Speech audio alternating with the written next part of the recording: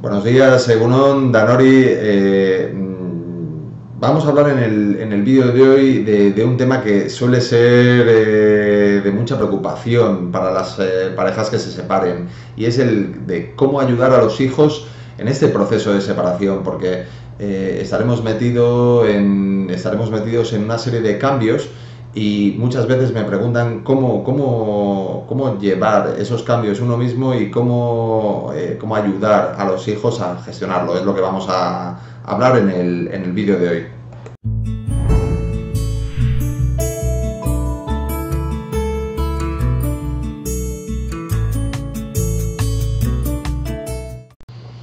Bueno, la separación la vamos a considerar como un proceso de duelo.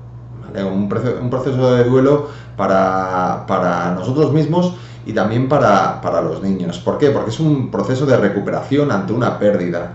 En el momento que hay una separación se pierde toda su vida y cómo era hasta ese momento. O sea, sus padres estaban juntos, su vida estaba organizada en torno a esas dos figuras. Entonces se van a perder cosas, se van a perder las cosas más físicas, como dónde va a residir, dónde no va a residir. Se va a perder pues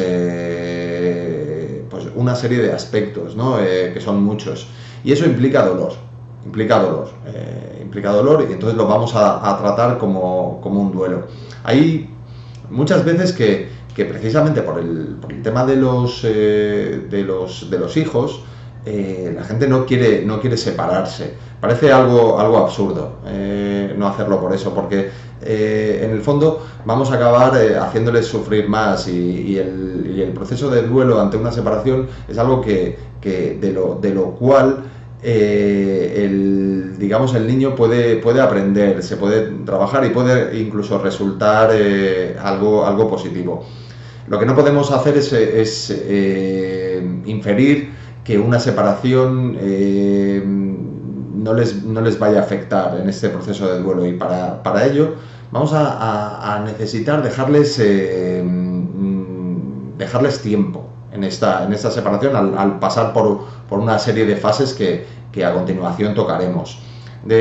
Luego también hay que tener en cuenta que aquí se van a juntar dos factores, que es nuestro propio duelo en la separación y el duelo de los hijos. Cuanto más metidos estemos en nuestro propio duelo y peor lo gestionemos, más difícil será ayudarles en la gestión, ¿no? a los hijos. Por eso un consejo es que implica paciencia, implica tiempo, el proceso de adaptación a un duelo. Igual que cualquier herida, una herida que tengamos va a implicar tiempo, su cicatrización. Un proceso de duelo por una separación también implicará tiempo. Siempre me piden que diga cuánto tiempo se puede extender esto. Yo siempre digo que unos 6 meses.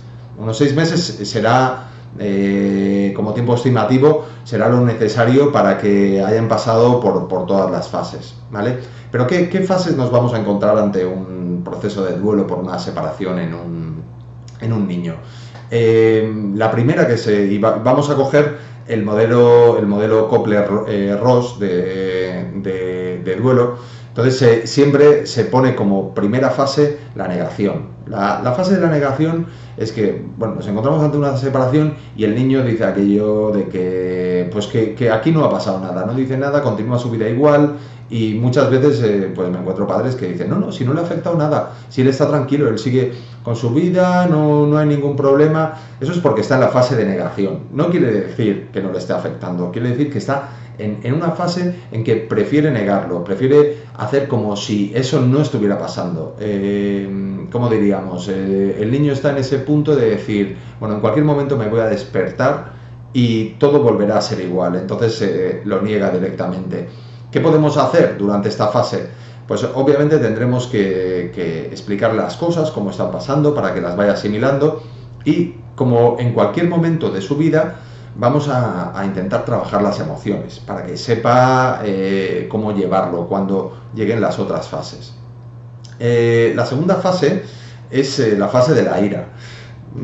esta fase sí que suele preocupar mucho más, porque es la fase en la cual el niño siente rabia por lo que está pasando, lo vive como un proceso injusto que le está afectando, entonces siente rabia y nos lo va a hacer ver, pues con rabietas, con conducta desafiante, con mal humor, sin responder a las bromas, enfrentándose a nosotros. Es una fase mucho más visual. Entonces, para esta fase es necesario tener paciencia, entender por lo que está pasando y usar técnicas de todo tipo, pues que puedan descargar tanto físicamente con almohadas, que pueda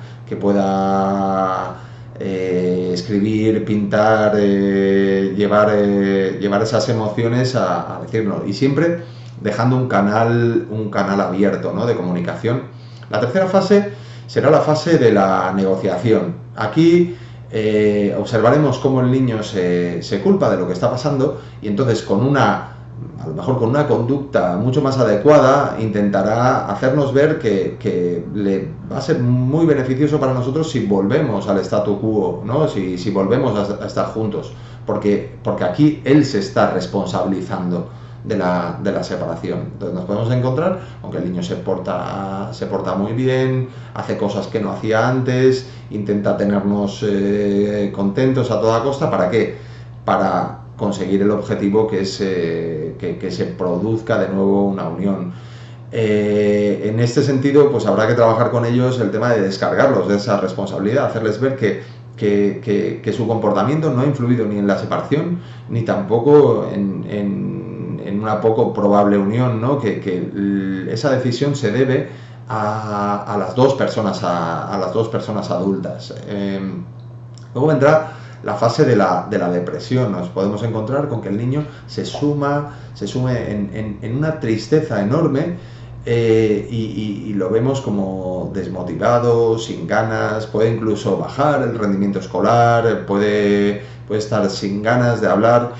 Eso, claro, obviamente lo tenemos que permitir y tenemos que hacerle ver que se siente triste. ¿Por qué? Porque se ha dado cuenta que nada de lo que haga podrá alterar la decisión, y esto será positivo porque ya dejará de ser el centro de atención y querrá decir que está avanzando en esas fases.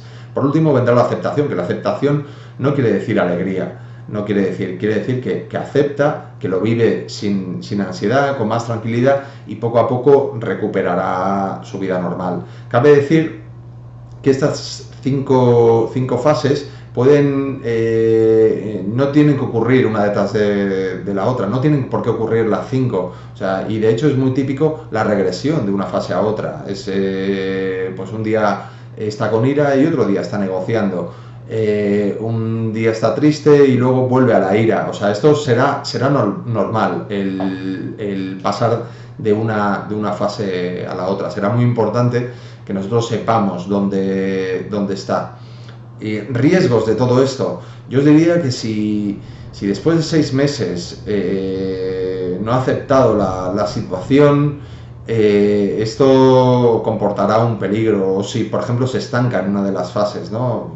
Por ejemplo, si siempre está con ira, si siempre está o siempre está muy triste, querrá decir que ha habido estancamiento en una de las fases, y entonces yo lo que siempre recomiendo es que se consulte a un profesional. Espero que os haya gustado, recordad compartirlo y que sepáis que podéis llegarme peticiones por si queréis trabajar algún tipo de tema en concreto. Muchas gracias, eskerrik asko.